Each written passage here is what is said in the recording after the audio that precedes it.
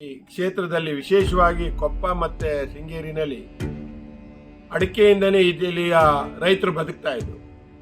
ಆದರೆ ಇತ್ತೀಚೆಗೆ ಕಳೆದ 12 ವರ್ಷಗಳಿಂದ ಈಚೆಗೆ ಯಾವತ್ತು ಹಳದಿ ರೋಗ ಬಂತು, ಶೃಂಗೇರಿಯ ಸಂಪೂರ್ಣ ತಾಲೂಕು ಅಡಿಕೆಯನ್ನು ಕಳ್ಕೊಂಡ್ಬಿಡ್ತು. ಅಡಿಕೆ ಮರ ಹೋಗ್ತಾ ಹೋಗ್ತಾ ಏನಾಗಿದೆ, ಅಲ್ಲಿಯ ರೈತರು ಅಡಿಗೆ ಮನೆ ಕೆಲಸಕ್ಕೆ ಹೋಗೋ ತರ ಆಗಿಬಿಡ್ತು.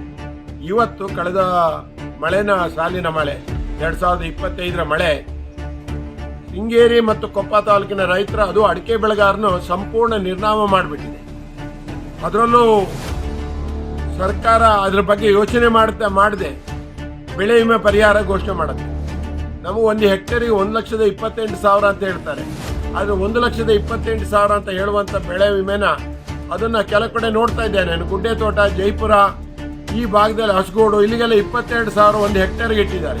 22,000ಕ್ಕೆ ಏನು ಊಟ ಮಾಡ್ಲಿಕ್ಕೆ ಅಲ್ಲದ, ಅದಕ್ಕೇನು ಜಮೀನಿಗೆ ಏನು ಮಾಡ್ಲಿಕ್ಕೂ ಆಗೋದಿಲ್ಲ. ಅದರಲ್ಲೂ ನಾವೇನು ಅಡಿಕೆನ ಯಾರು ಒಂದು ಕೊನೆ ಕೊಯ್ಯೋದು ಬಿಟ್ಟು ಅದಕ್ಕೆ ಗೊಬ್ಬರ ಹಾಕ್ಲಿಕ್ಕೆ ಆಗಲ್ಲ. ನಾನಾದ್ರೂ ಸರ್ಕಾರ ಕೇಳ್ತೀನಿ, ನೀವು 1,28,000 ಹೆಕ್ಟೇರ್ ಏನಿಟ್ಟಿದ್ರೆ ಈ ಸಾರಿ ಏನಾದರೂ ನೀವು ರೈತರಿಗೆ ಕೊಡದೇ ಇದ್ರೆ, ರೈತರು ಈ ಕ್ಷೇತ್ರದ ರೈತರು ಅವರು ಸಾಲ ಮಾಡಿ ಎಲ್ರಿಗೂ ಸಾಲಗಾರನಿಂದ ತಪ್ಪಿಸ್ಕೊಂಡು ಊರು ಬಿಡೋ ಕೆಲಸ ಆಗ್ಬಿಡುತ್ತೆ. ಈಗಾಗಲೇ ಬಹಳ ಜನ ಊರು ಬಿಟ್ಟಿದ್ದಾರೆ. ನಾನು ಸರ್ಕಾರಕ್ಕೆ ಈಗಲೂ ಒತ್ತಾಯ ಮಾಡ್ತೀನಿ, ಶೃಂಗೇರಿ ಕೊಪ್ಪ ಎರಡೂ ತಾಲೂಕುಗಳಲ್ಲಿ 30% ಅಡಿಕೆ ಬಂದಿದೆ. ಎಲ್ಲ ಯಾವುದೇ ರೈತನ ಹತ್ರ ಹೋದ್ರೆ ಅಡಿಕೆ ಕೆಲಸನೇ ಇಲ್ಲ, ಯಾಕಂದ್ರೆ ಅಡಿಕೆನೇ ಇಲ್ಲ. ಅಡಿಕೆ ಇಲ್ಲದೆ ಕೈ ಕಟ್ಟಿ ಕೂತಿದ್ದಾರೆ. ಈ ಸರಿ ಬೇಸಿಗೆ ಏನಾಗುತ್ತೆ ಅಂತ ಗೊತ್ತಿಲ್ಲ. ಇಡೀ ರೈತ ಸಮೂಹ ನಾವೆಲ್ಲರೂ ಎಚ್ಚೆತ್ಕೊಳ್ಬೇಕು. ಸರ್ಕಾರಕ್ಕೆ ಮತ್ತೆ ಎಲ್ಲರೂ ಒತ್ತಡ ತರಬೇಕು. ಈ ಭಾಗದ ಅಡಿಕೆ ಬೆಳೆಗಾರರಿಗೆ ಬೆಳೆ ಪರಿಹಾರ ನಿಧಿನ ಏನು ಸರ್ಕಾರ ಮ್ಯಾಕ್ಸಿಮಮ್ 1,28,000 ಹೆಕ್ಟೇರ್ ಇಟ್ಟಿರ ಅದನ್ನು ಕೊಡಿ.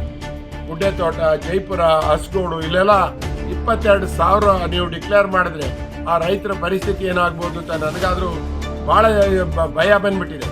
ಈ ಭಾಗದ ರೈತರನ್ನ ಯೋಚನೆ ಮಾಡಿದಾಗ ಭಯ ಆಗ್ತಿದೆ.